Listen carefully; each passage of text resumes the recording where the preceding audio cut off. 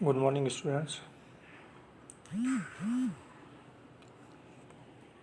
Gravimetric analysis के अंदर आज अपन देखेंगे सह अवक्षेपन, को प्रेसिपिटेशन, साथ साथ अवक्षेप होना।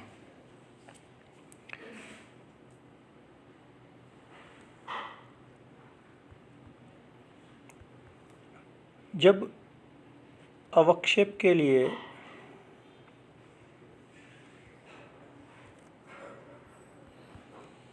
कोई विलयन डाला जाता है तो यहाँ पर कोई चीज़ अवक्षेप, फॉर एग्जांपल कि अगर यहाँ पर नीचे बेरियम क्लोराइड है और ऊपर से डाला जाता है K2SO4, तो बेरियम क्लोराइड के साथ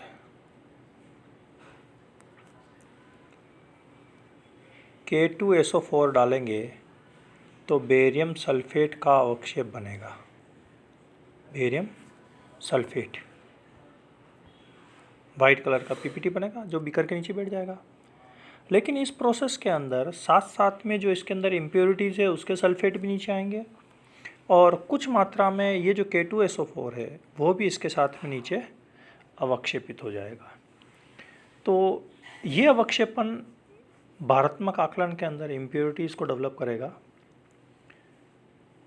और ये जो इसके साथ साथ जो अवक्षेप हो रहा है ये अवक्षेप कहलाता है को प्रेसिपिटेशन, सह अवक्षेपन। अब ये जो सह अवक्षेपन है वह तीन तरह से होता है जो यहाँ पर इसमें वर्णन किया गया है। पहला, समाकृतिक मिश्रण कि जो पीपीटी बनाया, फॉर एग्जांपल कि आपने बेरियम सल्फेट का बनाया और इसकी जो आकृति थी, शेप, क्रिस्टल शेप, उसी शेप का कोई और क्रिस्टल बन रहा होगा तो वो इसके साथ साथ नीचे आ जाएगा।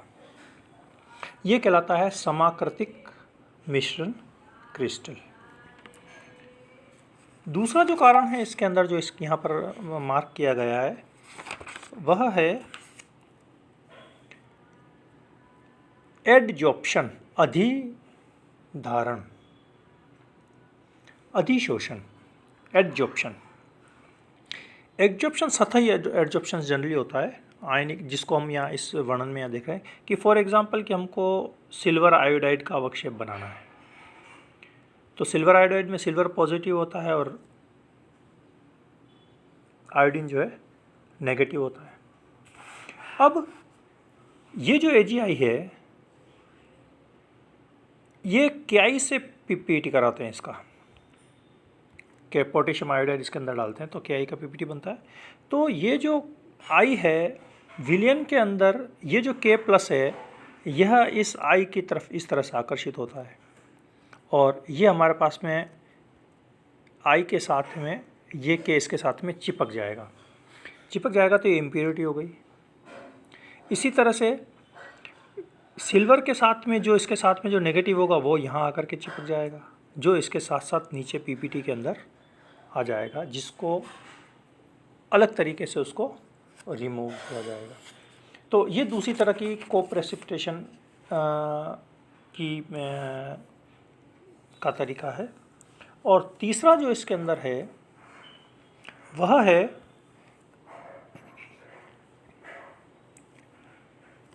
रासायनिक यौगिक बनाना। इसी एग्जांपल को लेते हैं कि जैसे हमने बेरियम सल्फेट का पीपीटी बनाया तो बेरियम पॉजिटिव है और क्लोराइड नेगेटिव है, तो इस बेरियम सल्फेट के साथ साथ यहाँ पर नेगेटिव, यहाँ पर पॉजिटिव और नेगेटिव होने की वजह से स्वतः प्रभाव से यहाँ पर इस तरह से आकर्षित होगा और जो सल्फेट एंड है नेगेटिव उसकी तरफ ये पॉजिटिव सोडियम आकर्षित होगा जो कि बीकर के अंदर अपन ने डाल रखा है। तो ये सोडियम इसके साथ साथ चलेगा सह अवक्षेपण के लिए और ये बेरियम क्लोराइड, जबकि हमको चाहिए था केवल बेरियम सल्फेट, लेकिन यहाँ पर सोडियम की अशुद्धि होगी और यहाँ पर क्लोराइड की अशुद्धि होगी। तो ये सह अवक्षेपण इन तीन तरीके से किसी भी बीकर के अंदर आ सकता है जो कि भारात्मक आकलन के अंदर अशुद्धि पैदा करेगा।